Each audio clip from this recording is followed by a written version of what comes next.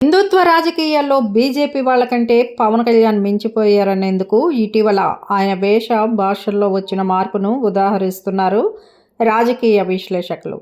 ఇక assembly budget సమావేశాలకు deputy CM Pawan Kalyan కాషాయ వస్త్రాల్లో హాజరయ్యారు. పవన్ కళ్యాణ్ కొంతకాలంగా సనాతనం అంటూ మతపరమైన అంశాలు ఎక్కువగా మాట్లాడుతున్న సంగతి తెలిసిందే.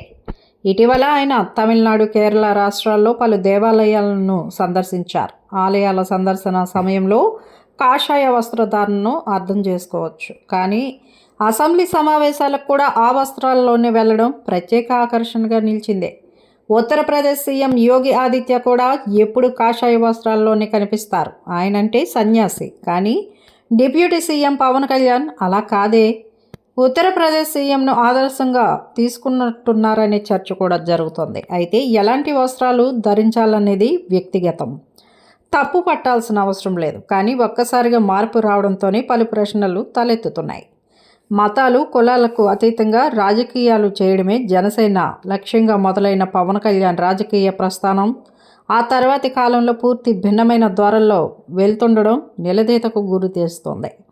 పవన్ కళ్యాణ్ మాటలకు చేతలకు పొంతన ఉండదనేది బలమైన విమర్శ. ఇటీవల ఢిల్లీ సీఎం ప్రమాణ స్వీకారోత్సవంలో పవన్ కళ్యాణ్ను కాషాయ వస్త్రాల్లో చూసిన ప్రధాని నరేంద్ర మోదీ హిమాలయాలకు వెళ్తున్నారా అని సరదాగా ప్రశ్నించడం కూడా తెలిసిందే. హిందుత్వ రాజకీయాల్లో బీజేపీ వాళ్ళకంటే పవన్ మించిపోయారనేందుకు ఇదే ఉదాహరణగా ఉదాహరిస్తున్నారు రాజకీయ విశ్లేషకులు.